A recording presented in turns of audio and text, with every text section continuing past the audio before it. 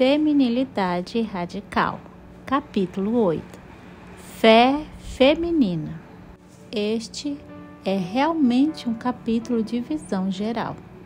Há muito mais informação a respeito do impacto do feminismo sobre a Igreja do que eu jamais poderia incluir aqui. De fato, volumes inteiros têm sido escritos sobre esse tema.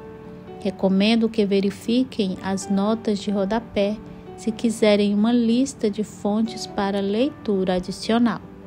Neste capítulo, apenas quero apresentar a vocês algumas questões e incentivá-las a se tornarem mulheres que são grandemente frutíferas para a glória de Deus.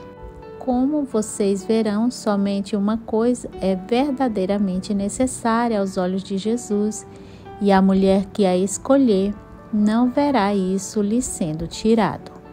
Numa conferência recente para pastores, o teólogo e também pastor John Piper recebeu uma espontânea e carinhosa salva de palmas quando começou a pregar fervorosamente sobre o valor das mulheres fortes. Eu amo mulheres fortes. Penso que elas são testemunhos magníficos para Cristo, porque se elas são complementaristas, o que eu espero que elas sejam em nossa igreja, então elas combinam coisas que o mundo não consegue explicar. Elas combinam uma beleza doce, carinhosa, gentil, amorosa, submissa, feminina, com esta enorme espada em suas costas e a teologia em seu cérebro. Ele disse: eu tento encontrar maneiras de celebrar e articular tal magnificência nas mulheres. Das 5.300 pessoas reunidas, a grande maioria era formada por homens. E ainda assim, poucas coisas na conferência despertaram uma resposta tão estrondosa quanto essa avaliação sobre mulheres fortes. Quando disse isso, Piper temperou seus comentários com uma observação brincalhona sobre o fato de as pessoas frequentemente não compreenderem essa perspectiva. Porque John Piper odeia mulheres. Você não sabe disso? Por que ele disse isso? Por causa do termo que ele usou, complementarista, o qual se refere a homens e mulheres ocupando papéis complementares, embora sendo iguais em valor. Piper, como o restante dos pastores reunidos nessa conferência, acredita que a Bíblia deve ser lida claramente e levada a sério quando diz que os homens devem liderar a igreja e liderar suas famílias. Devido ao seu ensinamento sobre o tema, ele tem sido um para-raios para críticas e mal-entendidos. No século XXI, poucas coisas são mais controversas que o ensino claro da Bíblia acerca da sexualidade e dos papéis de gênero. Há, em minha opinião, pelo menos 3 razões para essa controvérsia. Uma é que, dentro da igreja, temos nos esquecido de que o papel dos líderes é com vistas ao aperfeiçoamento dos santos para o desempenho do seu serviço, para a edificação do corpo de Cristo. Efésios 4:12. Tornando-nos consumidores dentro da igreja, exigindo serviço profissional de pastores que nos sirvam, ao invés de nos tornar um corpo mobilizado de servos que cuidam uns dos outros e daqueles fora da igreja. Quando a igreja está agindo biblicamente, todos são necessários para o propósito do ministério, não apenas a classe profissional. Outra razão é a nossa cultura de celebridades. Quem quer que esteja numa posição de falar publicamente está fadado a ter mais valor que aquele que está servindo discretamente atrás das cortinas. O oposto do que Jesus ensinou, Mateus 20, 25 a 27. Então, se há qualquer restrição ao papel público, ela é vista como inerentemente errada, porque todos deveriam ser capazes de ter uma oportunidade nele. Mesmo se a Bíblia deixa claro que somente alguns recebem esse dom e são qualificados para liderar a igreja. 1 Timóteo 3. A terceira razão é a influência do feminismo na vida e na teologia da igreja, o que é o foco neste capítulo.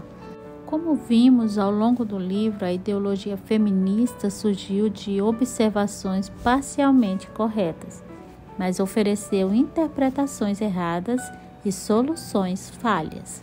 Infelizmente, ao avaliar e debater essas interpretações e soluções, aqueles que sustentam a posição complementarista não têm sempre respondido às observações válidas que as feministas têm feito. Como o teólogo Steven notou, essas preocupações deveriam ter estimulado uma ação imediata. Se as feministas identificaram preocupações válidas, então essas devem ser firmemente tratadas. Infelizmente, embora complementaristas bíblicos se oponham ao abuso da liderança masculina, eles têm sido extremamente lentos em tratar questões específicas do abuso masculino de uma maneira detalhada.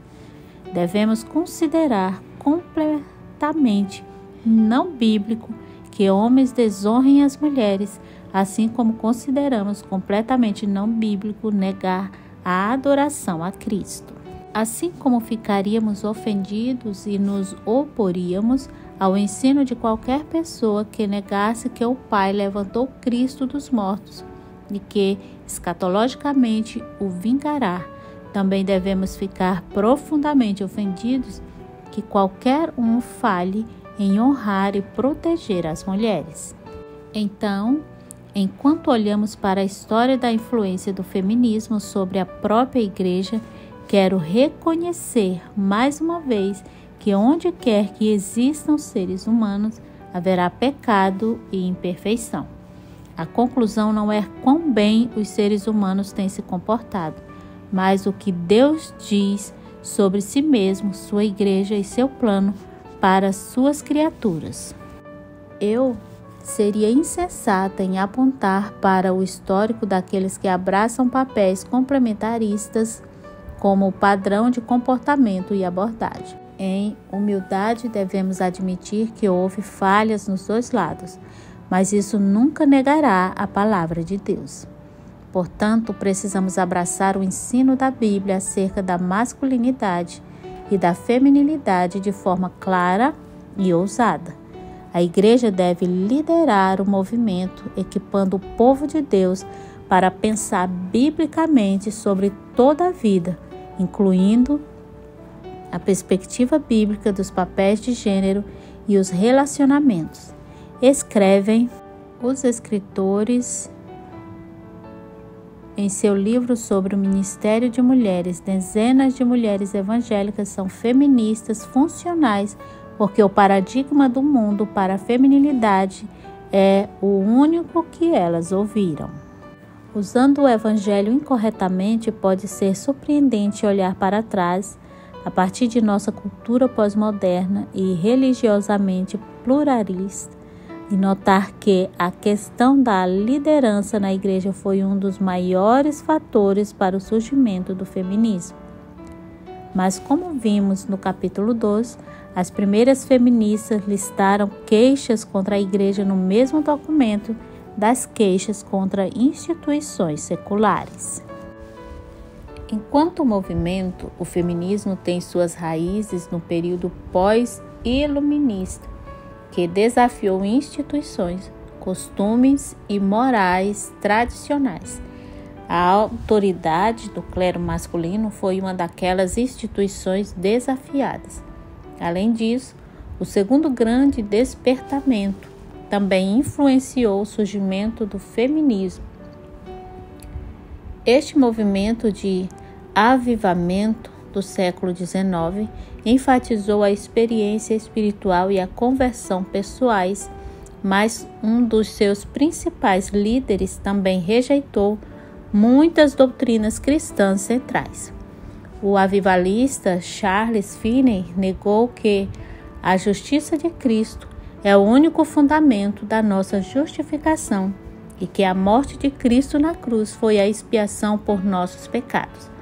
Finney era conhecido por liderar cruzadas emocionais e longas, às quais milhares compareciam. Você deve se lembrar do capítulo 2 que a pioneira feminista Elizabeth compareceu a vários de seus avivamentos e então rejeitou o cristianismo ortodoxo. Esses encontros de avivamento atraíam mais convertidos e simpatizantes mulheres que homens. Uma razão pode ter sido que Finney permitia que as mulheres orassem em voz alta em ajuntamentos mistos, uma prática incomum naquele tempo.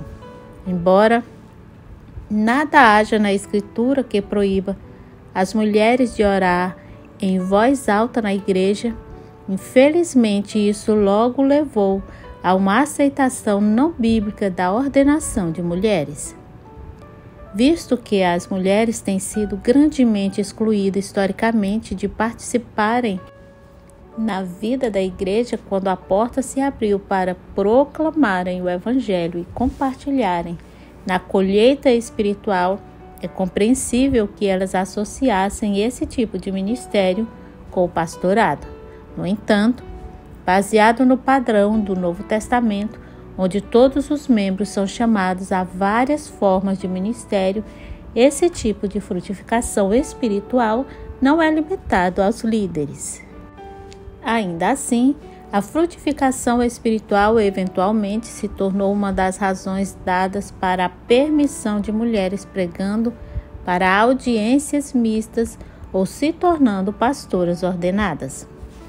Para justificar suas ideias, as feministas da primeira onda usaram dois principais métodos de interpretar a Escritura.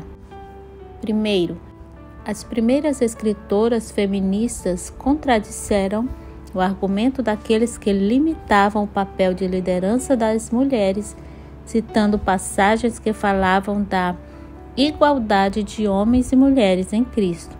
Mas, como notamos antes, igualdade e papel não são conceitos equivalentes. Segundo, elas celebraram as mulheres na Escritura que poderiam servir como modelo de liderança feminina, tais como Débora, Ruth e Esther. Por volta do final do século XIX, as feministas começaram a rotular certos textos bíblicos como degradantes para as mulheres e desafiaram sua autenticidade. Vimos isso no capítulo 2 com Elizabeth Staton e a Bíblia da Mulher, que era realmente mais um comentário de passagens selecionadas consideradas importantes para as mulheres. O problema é que quando você começa a seletivamente acreditar e aplicar apenas certas partes das Escrituras ou descreditá-las e ignorá-las como irrelevantes, é muito fácil continuar fazendo isso com outras passagens até que você tenha esvaziado a doutrina cristã. A primeira mulher ordenada numa denominação tradicional, Antoniette, é um bom exemplo. Ela foi ordenada por um líder metodista em 1853 e terminou sua carreira como pastora de uma igreja unitarista. O pai dela tinha se convertido sob o ensino de Finney, mas não acreditava no que Finney dizia sobre o inferno. Eu fiquei muito impressionada com sua doutrina gráfica de uma punição eterna, ela escreve. Eu quase acreditei nisso, mas mesmo naquele dia não tinha fé real nessa ideia. A confusão teológica criou ainda mais confusão teológica. Mary, autora de O erro feminista diz que quando o feminismo se desenvolveu e as desigualdades na participação das mulheres foram destacadas, a Igreja perdeu uma oportunidade de corretamente reestruturar os padrões da Igreja. Ao invés de buscar retomar os padrões do Novo Testamento e desfazer a distinção artificial entre clero e leigos, ela diz que a Igreja escolheu manter sua estrutura de e abrir o caminho do ministério ordenado para as mulheres da mesma forma que para os homens. Infelizmente, feministas cristãs começaram a buscar a inclusão de mulheres nas hierarquias de liderança sem uma análise clara se as próprias hierarquias estavam estruturadas e funcionando de acordo com o padrão bíblico. Elas meramente julgaram que a Igreja era sexista e implantaram um curso de ação em resposta. As feministas cristãs, ao lado de suas contrapartes seculares, começaram a exigir direitos iguais. Elas decidiram buscar a androgenia na Igreja ao procurar a ordenação e a eliminação de papéis estruturados no casamento. O século XIX testemunhou um enorme número de desafios à teologia cristã histórica. Está além do escopo deste livro desembaraçar e descrevê-los aqui. Mas, em geral, à medida que o liberalismo começou a tomar segmentos da Igreja, o feminismo teve uma porta aberta. A teologia liberal, de acordo com um autor, é a ideia de uma perspectiva cristã baseada na razão e na experiência, não na autoridade externa, que redefine o significado do cristianismo à luz do conhecimento e dos valores éticos modernos. Ou, em termos mais simples, a teologia liberal nega a autoridade da Bíblia, a obra expiatória de Jesus Cristo e muitas outras doutrinas centrais do cristianismo, ao mesmo tempo que abraça filosofias populares de seu tempo. O surgimento do liberalismo, eventualmente, levou à divisão no século XX do cristianismo estadunidense em igrejas liberais e igrejas evangélicas conservadoras e fundamentalistas. Espiritualidade centrada na mulher, com o liberalismo tendo criado uma forma de cristianismo sem muitas de suas doutrinas centrais. A porta estava escancarada para uma espiritualidade alternativa emergir, o que descartou qualquer pretensão de cristianismo. Por volta de meados do século XX, quando o feminismo de segunda onda começou, líderes feministas começaram a negar qualquer crença no cristianismo, no monoteísmo ou na religião tradicional. Por volta dos anos 1970, era comum que feministas seculares abraçassem espiritualidades alternativas, tais como Wicca, feitiçaria. Como Mary escreve, o chamado Deus masculino definido por homens da religião judaico-cristã era inaceitável para uma análise da realidade centrada na mulher e para a busca feminina por espiritualidade. Portanto, mulheres feministas decidiram descartá-lo. No lugar de Deus, muitas feministas adotaram uma mistura caseira de adoração e deusas de feitiçaria, planejada para promover energia espiritual para o movimento. O feminismo sempre foi, em essência, um movimento religioso e agora foi abertamente reconhecido como tal. Não demorou muito para que essa mesma visão pagã de mundo se infiltrasse em círculos cristãos também. Eu me lembro bem da conferência Reimaginando Deus, que aconteceu em Minneapolis em 1993. Eu era uma recém-convertida e li com interesse as notícias na imprensa. Mais de 2.000 líderes de 27 nações e 15 denominações tradicionais compareceram, incluindo líderes ordenados, para ouvir o Deus interior louvar a deusa Sofia numa comunhão de prosperidade e abundância e discutir a ideia de que a expiação de Jesus era o maior abuso de um filho de todos. O argumento deles era que a morte de Jesus Cristo não era uma obra de salvação, mas que ela encorajava violência social e particularmente violência contra as mulheres. Eventualmente, os evangélicos começaram a seguir o mesmo caminho. Wayne Grudem argumenta que as feministas evangélicas estão agora apresentando alguns dos mesmos argumentos que as feministas liberais típicas uma vez apresentaram.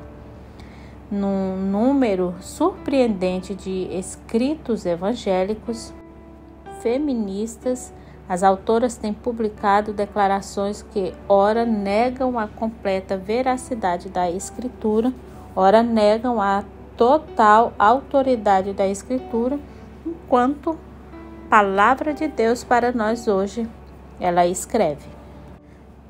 Essas não são tendências lineares que eu acabei de descrever, mas sim uma rede mais intrincada que tem em sua raiz um evangelho modificado. Assim que um aspecto da Bíblia é alterado, então não demora muito para que doutrinas centrais se desfaçam e o evangelho seja transformado numa confusão. Hoje, muitos líderes de igreja sentem a pressão para se conformarem às tendências culturais atuais, não apoiando a liderança masculina na igreja. Oro para que o testemunho da história encoraje tanto esses pastores como seus membros a reconsiderar essa bola de neve de adulteração da Bíblia. Apenas uma coisa é necessária. Jesus disse que apenas uma coisa é necessária. Creio que quando nos esquecemos de suas palavras, facilmente perdemos nossa orientação sobre os papéis de gênero. Nós oscilamos entre limitar as mulheres de maneira não bíblica a certas esferas ou tendemos para o outro lado de dizer que não há distinção entre homens e mulheres. Sem a única coisa, nós nos enaltecemos demais, fazendo de tudo para conseguirmos status e reconhecimento terrenos passageiros. Aquilo a que estou me referindo é o relato bíblico quando Jesus e seus discípulos vão em busca de descanso e renovação para o lar de duas irmãs aparentemente solteiras, vivendo com seu irmão. Uma irmã, Marta, leva a sério suas responsabilidades de prover hospitalidade a esse importante grupo de visitantes, mas ela fica irritada que sua irmã Maria está sentada com os homens aos pés de Jesus para ouvi-lo ensinar. Então, ela começa a resmungar sobre sua irmã, finalmente preferindo o julgamento pecaminoso contra Maria e Jesus. Senhor, não te importas de que minha irmã tenha deixado que eu fique a servir sozinha? Ordena-lhe, pois, que venha ajudar-me. Lucas 10:40. Sem diminuir sua hospitalidade ou a importância da domesticidade, Jesus gentilmente repreende Marta. Ele diz: Marta, Marta, andas inquieta e te preocupas com muitas coisas. Entretanto, pouco é necessário, ou mesmo uma só coisa. Maria, pois, escolheu a boa parte, e esta não lhe será tirada. Em outras palavras, adorar o Senhor e ouvi-lo falar sempre supera quaisquer outros papéis e esforços. É bom oferecer hospitalidade, mas é muito melhor fazer isso com um coração de adoração do que com um coração de preocupação. Quando comparamos e contrastamos nossos serviços e nossos papéis com os dos outros, tiramos nossos olhos de Jesus e começamos a julgá-lo. Não te importas, ao invés de adorá-lo.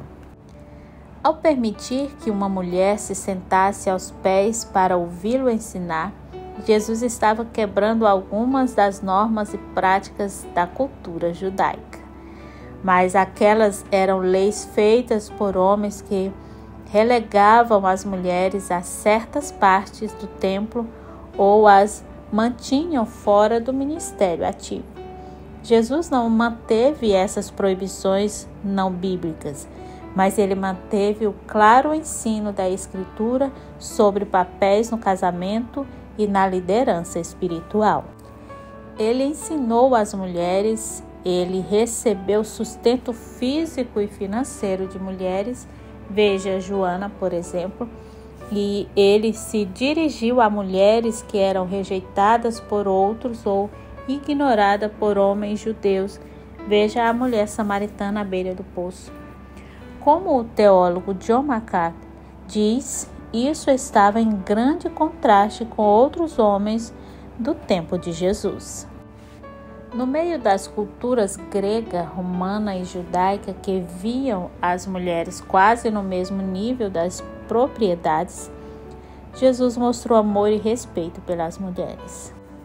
Embora os rabinos judeus não ensinassem as mulheres, Jesus não somente incluiu mulheres em suas audiências, como também usou ilustrações e imagens em seus ensinamentos que seriam familiares a elas. Mateus 13, 33, 22, 1 e 2, 24, 41, Lucas 15, 8 a 10. Ele também especificamente aplicou seus ensinamentos às mulheres. Mateus 10, 34. Enquanto o Talmud judaico dizia que era melhor queimar a Torá do que ensiná-la a uma mulher, Jesus ensinou as mulheres livremente. Para a mulher samaritana à beira do poço, João 4, ele revelou que era o Messias. Com ela, ele também discutiu temas importantes como a vida eterna e a natureza da verdadeira adoração. Jesus nunca assumiu a posição de que as mulheres, por sua própria natureza, não podiam entender a verdade espiritual ou teológica. Ele também ensinou a Maria e, quando admoestado por Marta, apontou para a prioridade de se aprender a verdade espiritual acima das responsabilidades femininas, como servir os convidados na sua própria casa. Lucas 10, 38 a 42. Embora os homens nos dias de Jesus normalmente não permitissem que as mulheres contassem o troco em suas mãos por medo de contato físico, Jesus tocou as mulheres para curá-la e permitiu que elas o tocassem. Jesus até mesmo permitiu que um pequeno grupo de mulheres viajasse com ele e seus discípulos, Lucas 8, 1 a 3. Um acontecimento sem precedentes na história daquele tempo, disse um comentarista bíblico. Depois de sua ressurreição, Jesus apareceu primeiro para Maria Madalena e a enviou para anunciar sua ressurreição aos discípulos, João 20, 1 a 18. Jesus fez isso apesar do fato de as mulheres não terem a permissão de serem testemunha nas cortes judaicas, porque se acreditava que elas eram todas mentirosas. Jesus corrigiu esses falsos padrões de comportamento entre os religiosos de seu tempo e então nos apontou para a única coisa que é realmente necessária para homens e mulheres: adorar-lhe. Quando perdemos vista disso, Mesmo as coisas boas que fazemos para servir-lhe se tornam tentações para comparações pecaminosas e raiva autojustificadora, assim como foi com Marta. Isso é especialmente verdadeiro quando consideramos os papéis dentro da igreja. Embora Jesus tenha feito muito para corrigir os status das mulheres em seu tempo, a única coisa que ele não fez foi selecionar uma mulher para uma posição de liderança. Jesus afirmou a igualdade de homens e mulheres, como também apoiou o plano bíblico de papéis complementares. O apóstolo Paulo seguiu o exemplo de seu Senhor ao colaborar com mulheres em muitos aspectos da proclamação do Evangelho, desde a evangelização de Lídia em Filipos, Atos 16, 14 e 15, e a fundação da primeira igreja europeia em sua casa, até a confiança a Febe para a entrega de sua carta aos Romanos, Romanos 16 e 1.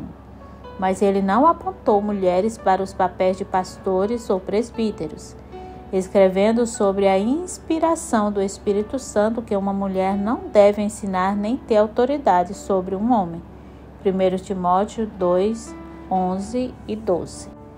Se isso provoca ressentimento em nossos corações, eu acredito que é porque perdemos vista do Evangelho. Merecemos punição por nossos pecados, um pensamento muito impopular em nossa cultura pós-moderna. Mas se adoramos a Jesus, é porque ao invés disso, recebemos perdão e misericórdia, e isso por toda a eternidade. Por acaso realmente importa de que forma o nosso Senhor nos pede para servir-lhe por apenas alguns poucos anos nessa terra, quando iremos igualmente nos deleitar nele pela eternidade? Mesmo aqueles homens que são chamados para serem pastores servirão naquela posição apenas por uma porção de suas vidas. Todas as boas coisas que podemos fazer aqui na terra são superadas por aquela uma coisa que é verdadeiramente boa: adorar Jesus agora e por toda a eternidade. Recebemos muito mais do que merecemos, graças à misericórdia da cruz.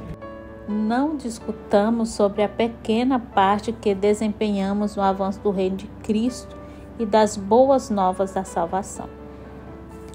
Fé em ação.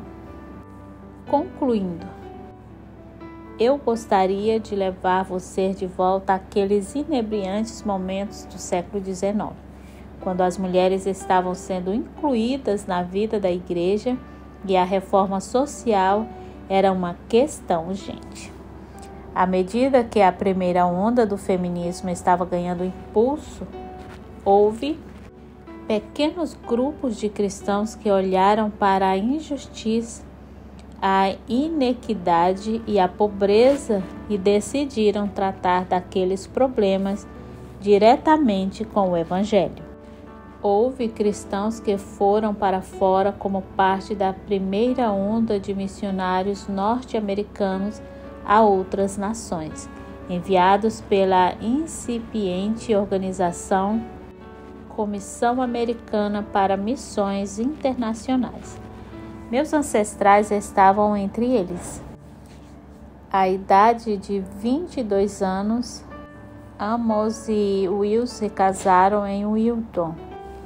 Ele se formou no seminário e tinha a atribuição de ensinar numa escola de missões na Índia. 11 dias depois de seu casamento, eles navegaram para a Índia. Sua jornada de Boston a Bombay em 1934 exigiu cerca de 4 meses de viagem no oceano em meio às águas turbulentas. Uma guerra civil estava em andamento quando chegaram à Índia, mas eles perseveraram. Pelos 20 anos que se seguiram, ministraram na Índia e criaram 7 filhos. Deu início a uma escola para seus filhos e para os filhos de outros missionários. Eventualmente, a família retornou aos Estados Unidos a fim de prover a seus filhos uma boa educação e permitir que Amos obtivesse um diploma em medicina. Enquanto eles estavam de volta ao lar nos Estados Unidos, uma de suas filhas, Augusta, conheceu um dos estudantes que seu pai estava educando no dialeto indiano Maratha, Samuel Dean. Depois de um breve período de corte, Samuel pediu que Augusta se juntasse a ele na Índia para continuar o trabalho da família. Assim como sua mãe, Augusta se casou e o casal se lançou ao mar em questão de dias. Naquele tempo, as famílias diziam um adeus final umas às outras, não sabendo se ou quando veriam-se novamente. Então os pais dela disseram adeus a Augusta e enviaram sua filha de volta para a Índia. Samuel provou ser um pregador e plantador de igrejas eficaz, além de conduzir cultos de pregação regulares e organizar novas igrejas perto de sua própria casa. Samuel frequentemente viajava para lugares remotos da Índia, onde as pessoas nunca tinham ouvido falar sobre o nome de Cristo, e Augusta frequentemente ia com ele. Às vezes eles acampavam por dias com cobras e a peste bubônica como um perigo constante. Eventualmente, esse trabalho duro esgotou Samuel e a família retornou aos Estados Unidos em 1867 para que Samuel recuperasse sua saúde.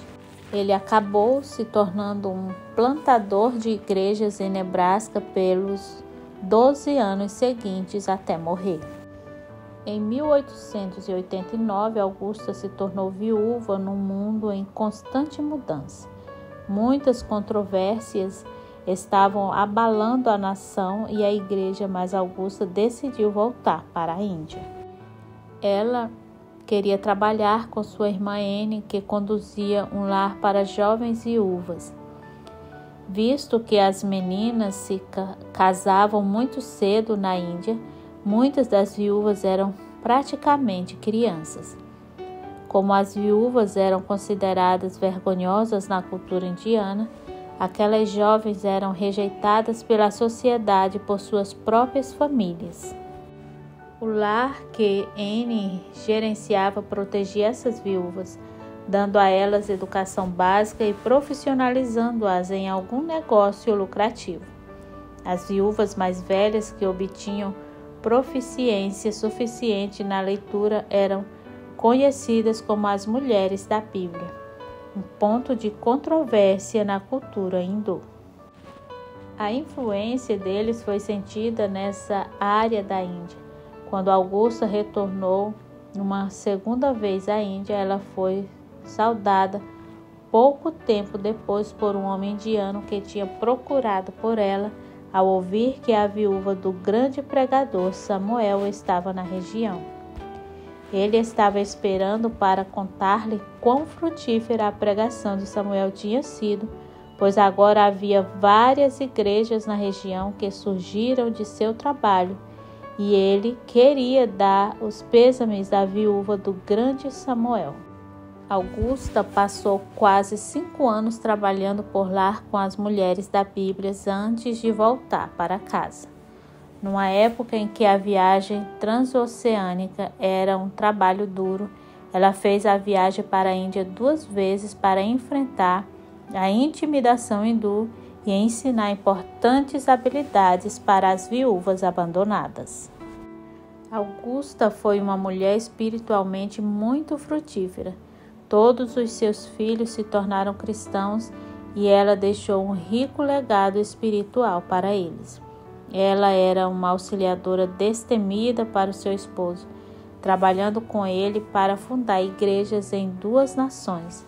Ela conduziu sua própria casa, educou muitas crianças, incluindo as dela, e ainda serviu mulheres de outras culturas que eram injustamente descartadas dentro de sua própria sociedade. As cartas de Augusta indicam uma mulher brilhante, obstinada e franca. Ela poderia ter lutado por muitas coisas para si mesma, mas se submeteu humildemente ao dom de seu esposo e o ajudou a ser bem-sucedido sempre que possível. Eu frequentemente penso sobre ela, vó de minha avó e irmã em Cristo.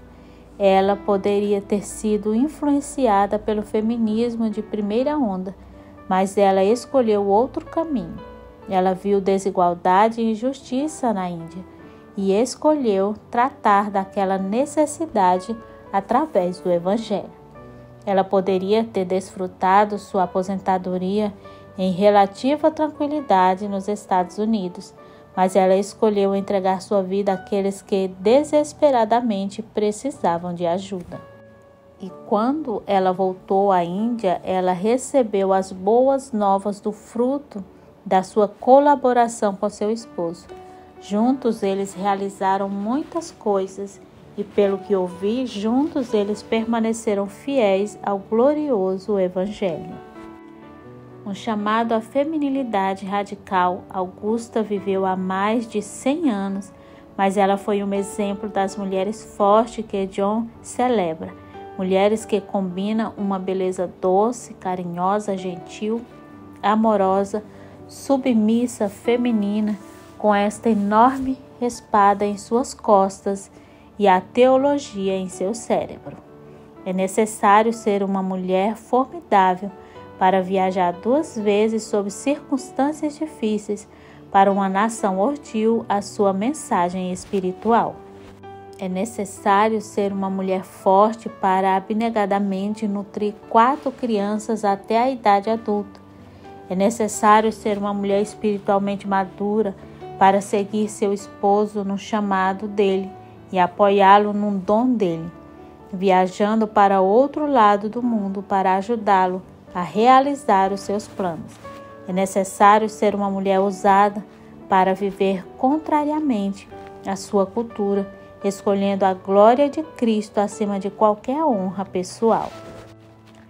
É minha alegria honrar a memória de Augusta. Ela foi verdadeiramente uma mulher radical, uma mulher cuja expressão feminina de fé prevaleceu ao teste do tempo no mundo feminista.